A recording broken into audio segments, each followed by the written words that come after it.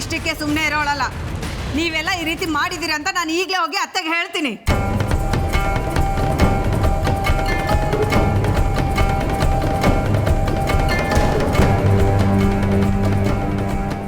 ಅಯ್ಯಯ್ಯೋ, ಇವಳು ಹೋಗಿ ಎಲ್ಲ ಪುರಾಣನೂ ಮುದುಕಿ ಹತ್ರ ಓದ್ಬಿಟ್ರೆ ಆ ಮುದುಕಿಗೆ ನಮ್ಮ ಮೇಲೆ ಅನುಮಾನ ಬಂದ್ಬಿಡುತ್ತೆ. ಆಮೇಲೆ ನಮ್ಮ ಬಂಡವಾಳ ಎಲ್ಲ ಹೊರಗಡೆ ಬಂದ್ಬಿಡ್ತಲ್ಲಪ್ಪ.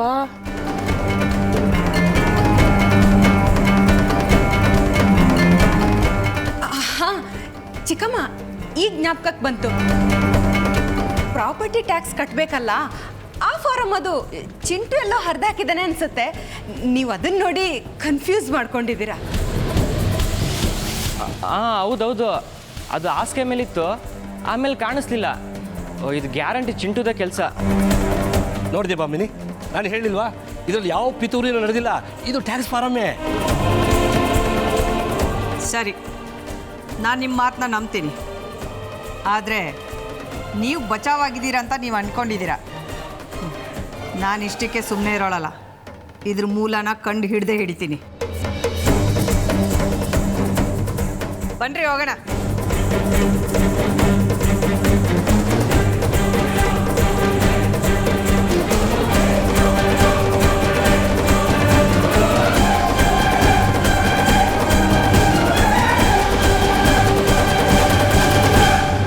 ದೋಸೆ ಬಂದೇ ಇಲ್ಲ. ಇದು ಅಯ್ಯೋ, ಇದು ಬಂದೇ ಇಲ್ಲ. ಯಶೋದ, ಯಶೋದ,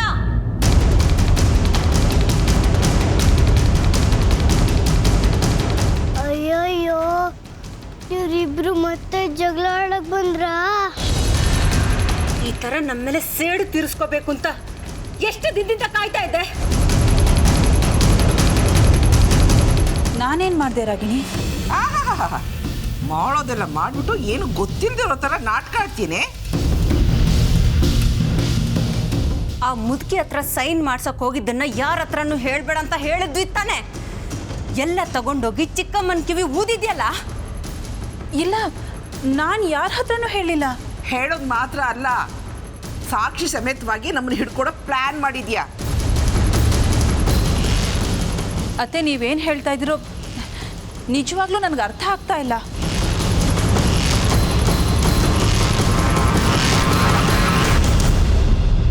ನಾನಿಲ್ಲಿ ಹರಿದು ಎಸದ್ನಲ್ಲ ವಿಲ್ ಪೇಪರ್ನ, ಆ ಕಾಗದ ಚೂರ್ನೆಲ್ಲ ತಗೊಂಡೋಗಿ ಚಿಕ್ಕಮ್ಮನಿಗೆ ಯಾಕೆ ಕೊಟ್ಟೆ?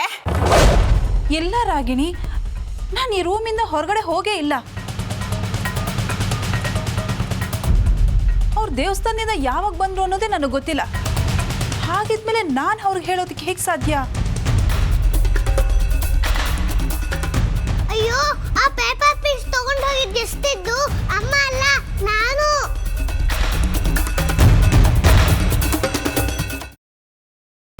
ಗ್ರೀನ್ ರೈಸ್ ಮಾಡುವ ವಿಧಾನ: ಮಿಕ್ಸಿ ಜಾರ್ಗೆ ಕೊತ್ತಂಬರಿ ಸೊಪ್ಪು, ಹಸಿ ಮೆಣಸಿನಕಾಯಿ, ಬೆಳ್ಳುಳ್ಳಿ, ಶುಂಠಿ, ಪಲಾವ್ ಎಲೆ, ಕಾಳುಮೆಣಸು, ಜೀರಿಗೆ, ಲವಂಗ, ಚಕ್ಕೆ, ಅನಾನಸು, ನೀರು ಹಾಕಿ ರುಬ್ಬಿಕೊಳ್ಳಿ. ಒಂದು ಪ್ಯಾನ್ಗೆ ಎಣ್ಣೆ ಹಾಕಿ ಅದು ಕಾದ ಮೇಲೆ ಜೀರಿಗೆ, ಈರುಳ್ಳಿ, ಕರಿಬೇವು ಹಾಕಿ ಹುರಿದು ರುಬ್ಬಿದ ಮಸಾಲ, ಉಪ್ಪು, ಅನ್ನ ಹಾಕಿ ಮಿಕ್ಸ್ ಮಾಡಿ.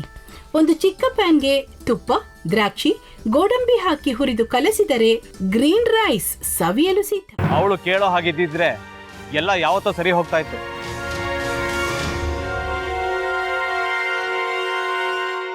ಅದಕ್ಕೆ ನೀವಾದ್ರೂ ಏನು? ನಾನಾದ್ರೂ ಏನತ್ತೆ?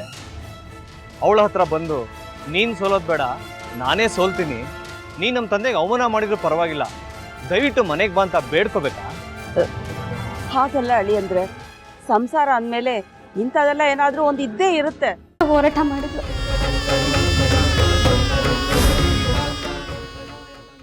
ಮಧುವಂತೆ ಅಕ್ಕನ ನ್ಯಾಯ ಸಿಗುವವರೆಗೂ ನನ್ನ ಮದ್ವೆನೇ ಮಾಡ್ಕೊಳ್ಳಲ್ಲ ಅಂತ ಪಣ ತೊಟ್ಟು ಕೂತಿದ್ಲು.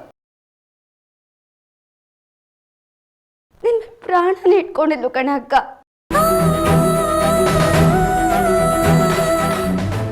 ಅವಳು ಮೈ ಮೇಲೆ ನೀನು ಸೇರ್ಕೊಂಡು ಅವಳ ಸಂಸಾರನ ಹಾಳು ಮಾಡ್ತಿದ್ಯಲ್ಲೇ.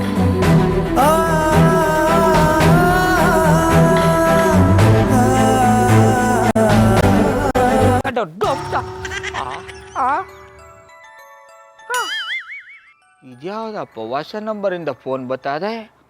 ಆ ಫೋಟೋ ತಗೊಂಡವೇನಾದ್ರು ಬೇರೆ ನಂಬರಿಂದ ಮಾಡಿರ್ಬೋದಾ? ತೊಂದರೆ ಇಲ್ಲ, ಎತ್ತು ಬಿಡು. ಹಲೋ, ಏಯ್ ಪಟ್ಟಾಪಟ್ಟಿ ಚಡ್ಡಿ ಬನಿಯನ್, ಏನೋ ಮಾಡ್ತಾ ಇದ್ಯಾ? ಶಿವನೇ ಶಂಭುಲಿಂಗ, ನಿನ್ನ ಜೊತೆಗೆ ಮಾತಾಡ್ದವನೇಲಪ್ಪ.